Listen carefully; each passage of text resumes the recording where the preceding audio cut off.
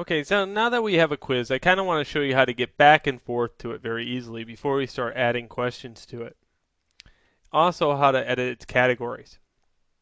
Okay, in the general scheme of things, if you go back to media, let's go all the way back, you'll notice that you have a new thing in here, quizzes. Okay, let's go to quizzes. And now I have a quiz over reading topic 1. And I have an edit button. Make sure edit is on and you're able to get back to this menu. Now, again, since this is about reading and later on I want to maybe assign English credit to it, let's make a category just for reading, just like I have. Let's edit categories. I'm going to delete it, my old one, and let's just say I put reading questions for reading only. Okay, there we go. Publish, add.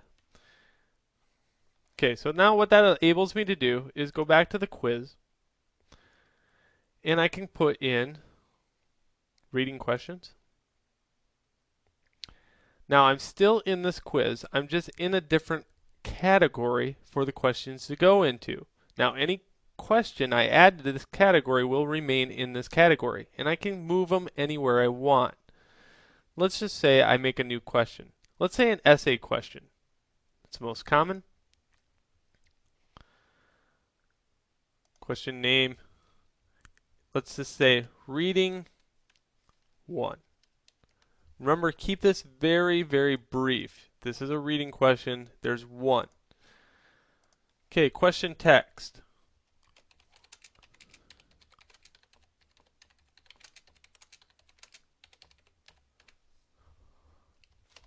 What is your thoughts on the topic? Okay. How many points is this going to be? I'm going to give it 10 points. Here's general feedback.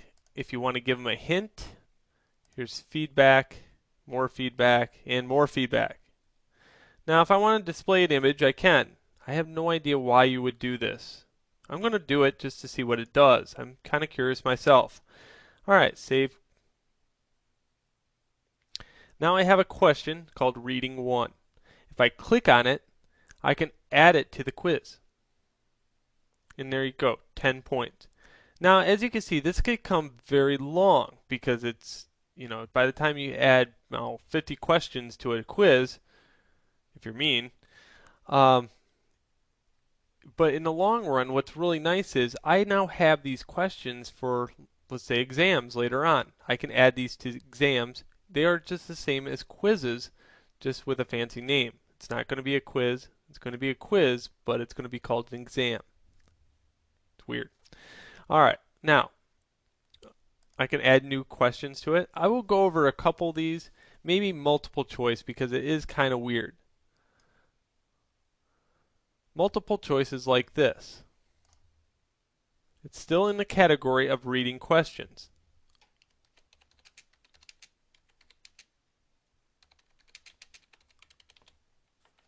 Okay, typing right along and it's not typing. It's got to catch up.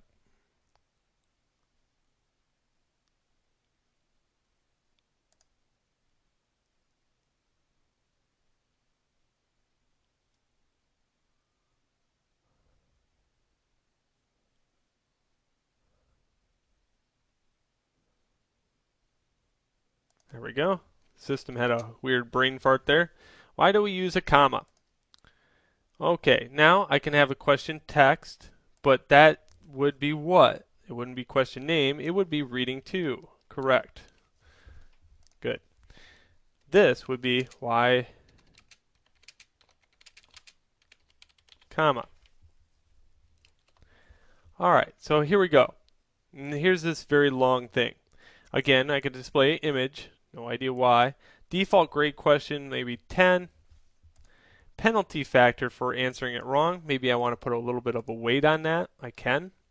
General feedback, again, for a hint. Okay, does it have multiple answers or just one? Some multiple questions are like that. Only one answer.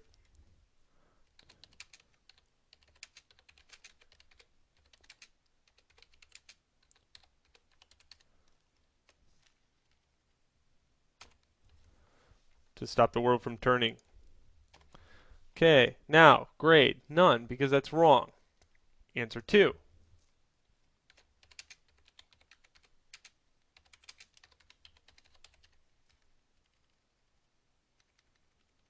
Okay, and that one's going to be 100 points. And of course, you can go all the way to the letter Z if you wanted to.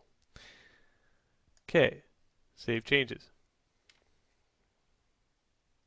Again, here's reading 2. I'm going to add it to the quiz. And you can see the different types. This is a type called essay, and this is a type called multiple choice. You can see that by looking at the icons. There are many types. I'm not going to go over each one. Just I would go over these and kind of look them over. They all generally run the same way. Calculators for people with math, and then there's like embedded answers. They all have feedback that you could skip. All right. After that, I'm going to kind of review this quiz. I'm going to kind of do this in a new video or a different video. That way I don't get too lengthy on these videos.